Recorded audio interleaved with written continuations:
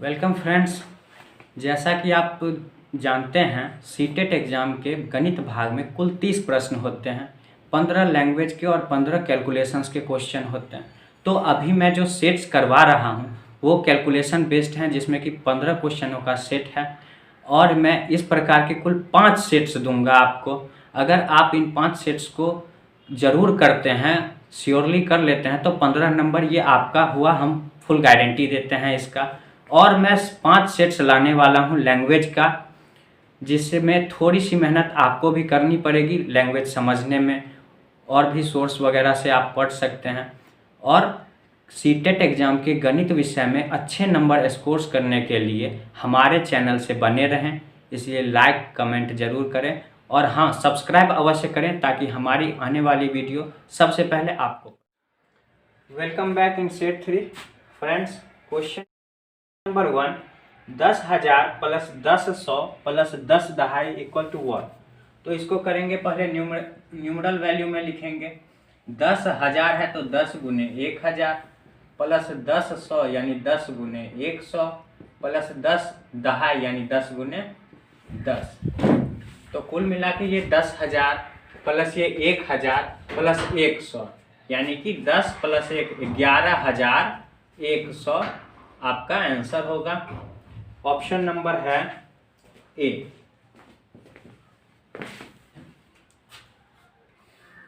Next question number 2, इसमें है 12,112 को 11 से भाग और 13,223 को 13 से भाग देने पर शेषफल का योग कितना होगा। तो इसमें करेंगे क्या, पहले 12,112 को 12 से भाग लगाएंगे, सॉरी 11 है, 11 से भाग लगाएंगे। तो फ्रेंड्स 12,112 को 11 से भाग दिए, शेषफल आया 1। 13,223 को 13 से भाग दिए, शेषफल आया 2। अब क्वेश्चन में बोल रहा है कि दोनों के शेषफल का योग कितना होगा। तो 2 + 1 3 और 3 ही हमारा आंसर है, option number A. Next question number 3, इसमें है कि 56,431 में 6 का स्थानीय मान तथा 4 के अंकित मान में अंतर कितना है। तो 56,431 में 6 का स्थानीय मान 1000 पे है तो 6,000 हुआ, और 4 का अंकीय मान मतलब फेस वैल्यू, तो जितना नंबर रहेगा उतना ही, और दोनों का अंतर निकालना है। तो 6,000 में से 4 घटा दिए, हो गया 5,996। ये answer option number C. Next question number 4। पहले क्वेश्चन देखते हैं। 30, 36 और 42 के सबसे छोटे सार्वगुणज तथा सबसे बड़े सार्वगुणनखंड का गुणनफल कितना होगा। तो सार्वगुणज का मतलब एलसीएम होता है, यानी एलसीएम ऑफ हमें 30, 36 और 42 निकालना है। फिर एचसीएफ ऑफ 30, 36, 42 निकालना है। तो एलसीएम के लिए जानते हैं 36, इधर 6 का स्क्वायर है, इधर 7 गुने 6 है और इधर 6 गुने 5, तो 6 का स्क्वायर गुने 5 गुने 7, 36 पचे 180, 180 गुने 7 यानी कि 126, 1260 एलसीएम। और एचसीएफ इसमें सबसे छोटा, तो सबसे छोटा कॉमन तो 6 है, तो एचसीएफ हमारा 6 हो गया। और एलसीएम एचसीएफ का गुना करना है, तो 1260 गुना 6, 36 बरछक 72, 3 75 हो गया 7560 आंसर। ऑप्शन नंबर रहा हमारा डी।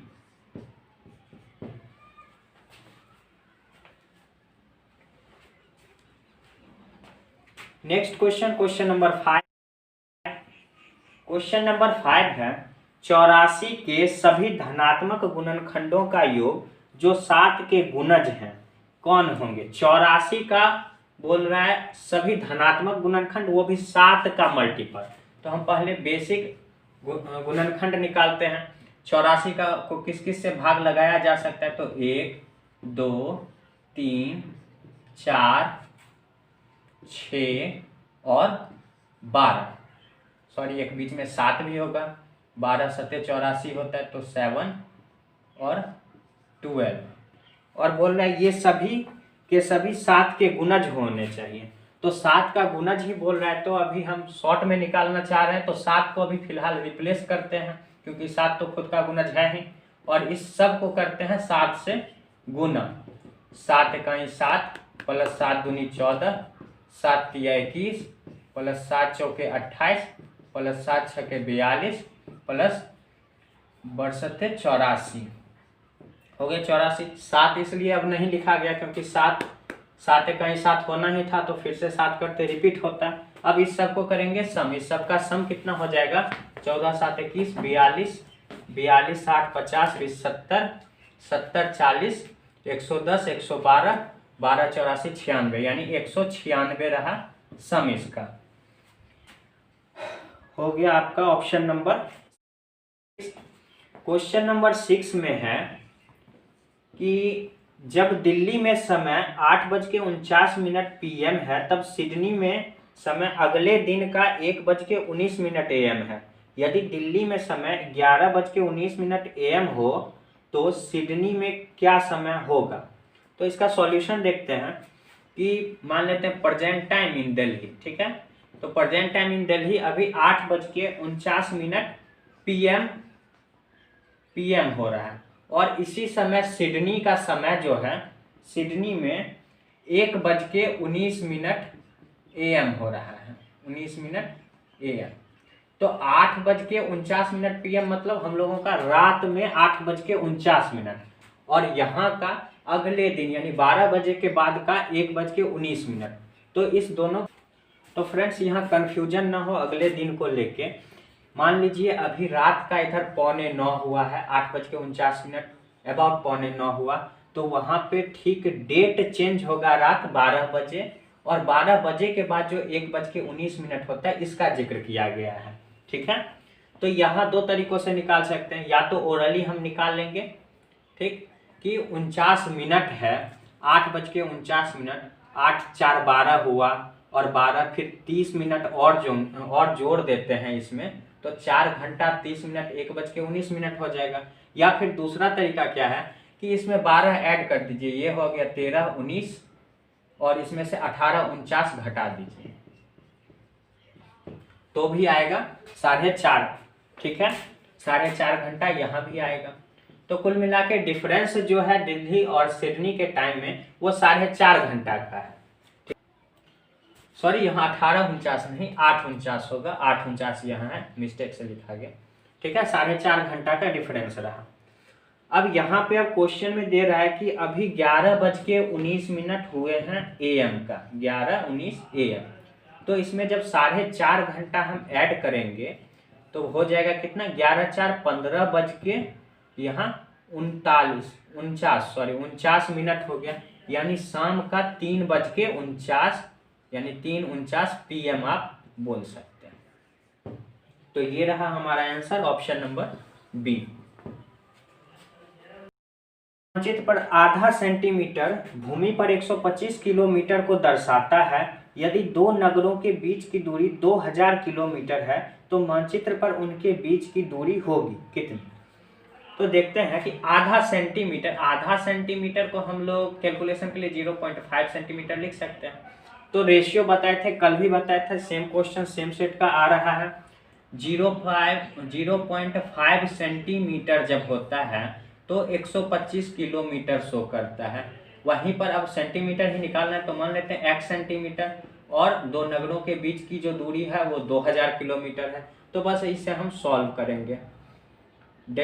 125 8 1000 होता है, और 125 16 2000 हो गया, और 16 5 80, यानी 8.0 बराबर x। तो हमारा जो मैप का डिस्टेंस होगा वो 8 सेंटीमीटर हो गया, यही हमारा आंसर, और ऑप्शन नंबर जो है वो B.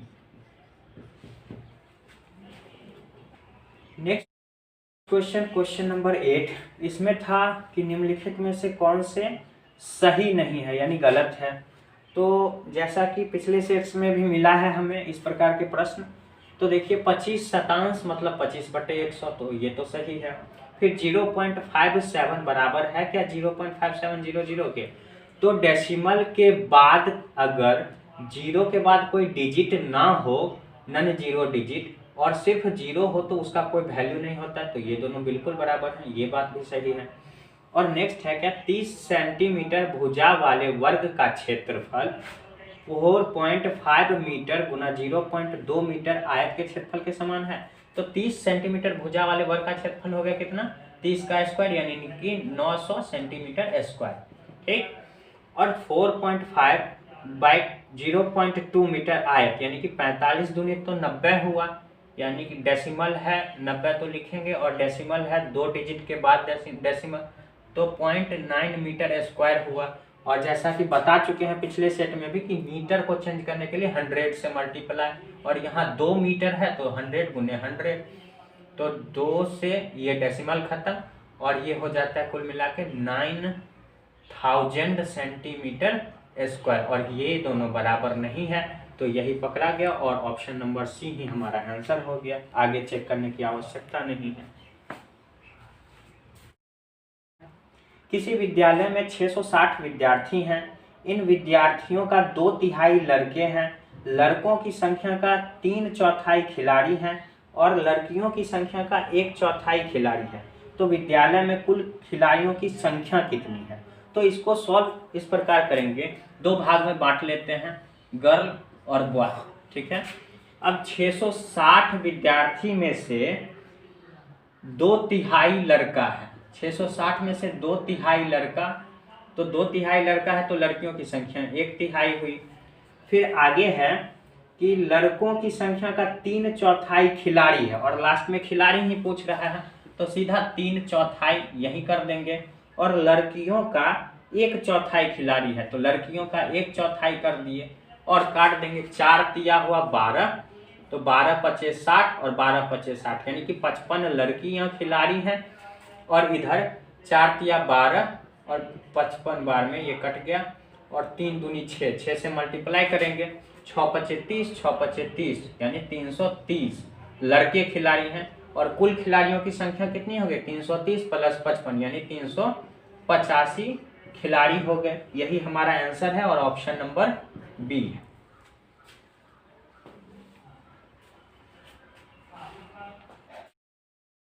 Next question, question number 10, इसमें है रेनू ने अपने 9 मीटर लंबे तथा 7 मीटर चौड़े कमरे के फर्श पर टाइलें लगाना चाहती है। टाइलों के निम्न साइजों में से वह कौन सी खरीदे जिससे कि फर्श पर टाइलें किसी टाइल को काटे बगैर लग जाए। तो इस प्रकार के क्वेश्चन में क्या होता है, अगर किसी फर्श पर हमें टाइल लगाना है तो टाइल तो छोटी छोटी टुकड़ी में होती है, यानी कि फर्श के पूरे आयतन, यानी कि यहाँ पर सिर्फ एक फर्श है तो फर्श के पूरे क्षेत्रफल को वो आसानी से कवर कर जाए, शेष ना बचे। तो हमें ढूंढना है 9 मीटर बाई 7 मीटर का। तो इस प्रकार के क्वेश्चन में इन सभी को सॉल्व करने की आवश्यकता है नहीं। देख लेते हैं कि इनमें से 9 और 7 का मल्टीपल हमें कहाँ मिलेगा, और बाद बाकी मीटर को तो 100 से मल्टीप्लाई करेंगे सेंटीमीटर रहेगा।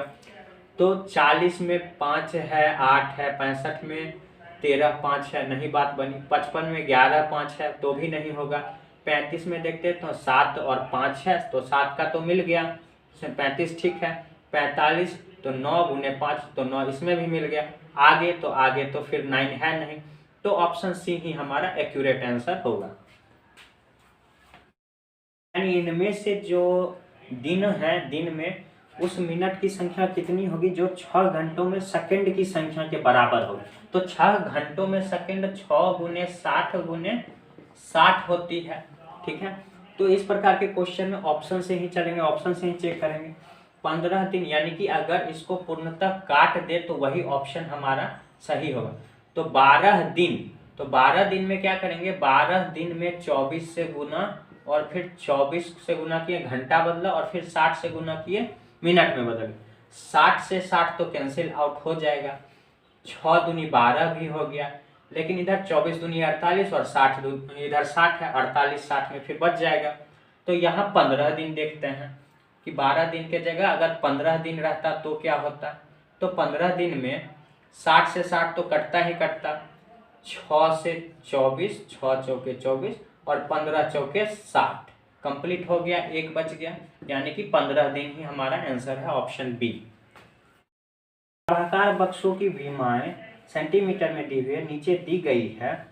तो ऑप्शन देख रहे हैं 1 2 3 4, 4 बीमाएं लंबाई चौड़ाई ऊंचाई में दी गई है।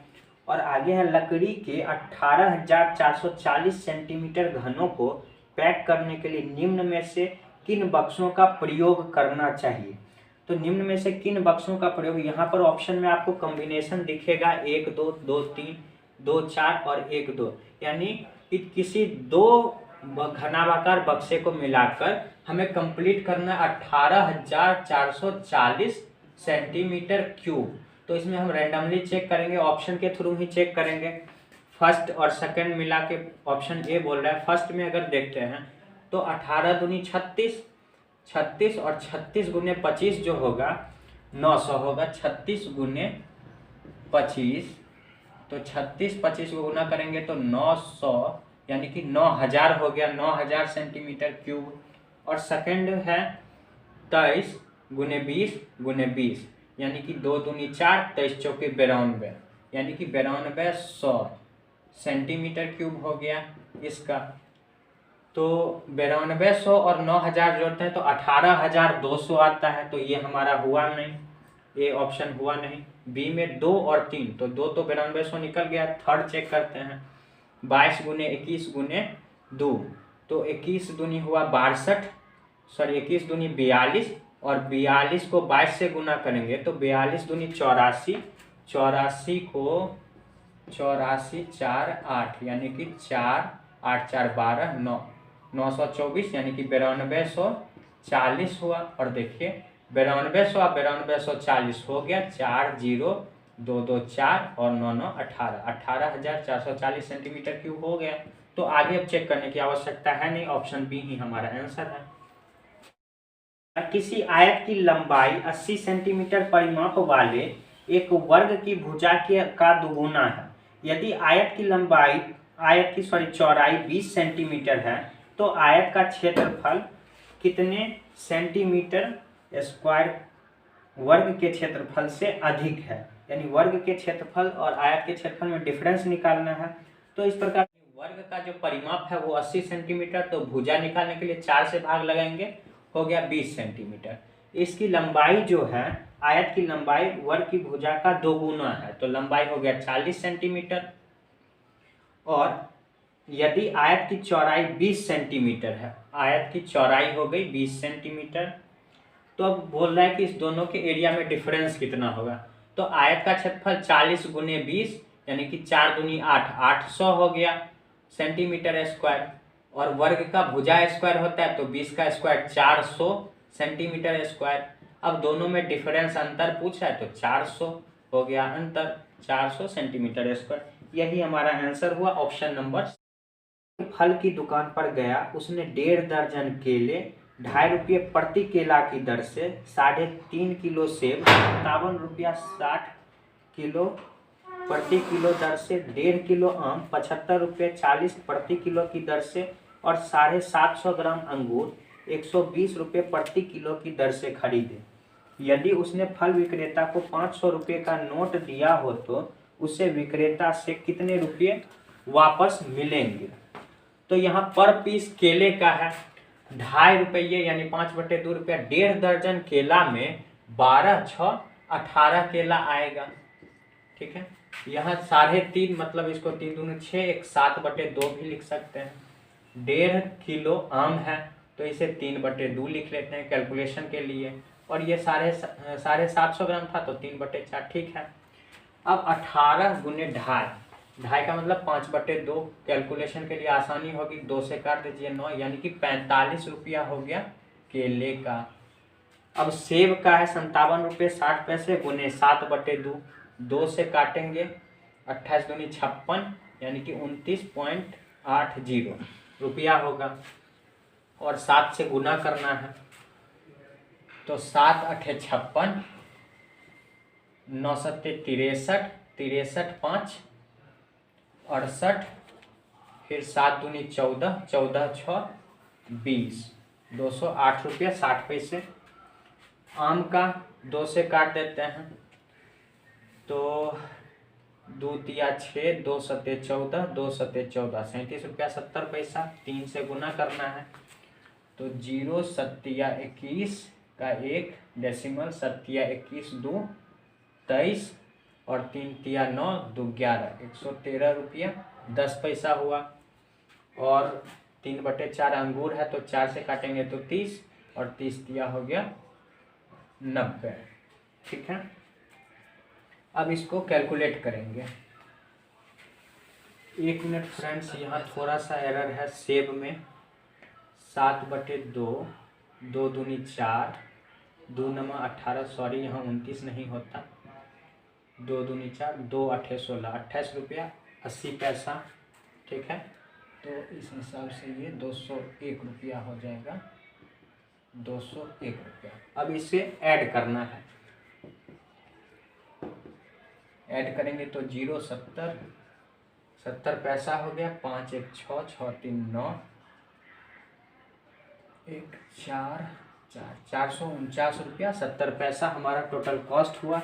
और दुकानदार को 500 रुपया दिया गया तो 500 रुपया घटा देंगे, तो घटाएंगे तो हो गया 30 पैसा और इधर 0 और 50, यानी कि 50 रुपया 30 पैसा दुकानदार रिटर्न करेगा। के बक्सों में 10,290 पुस्तकों को पैक करना है। यदि एक बक्से में 98 पुस्तकें पैक हो सकती है और एक बक्से का मूल्य 518 है तो पुस्तकों को पैक करने में बक्सों का कुल मूल्य कितना होगा।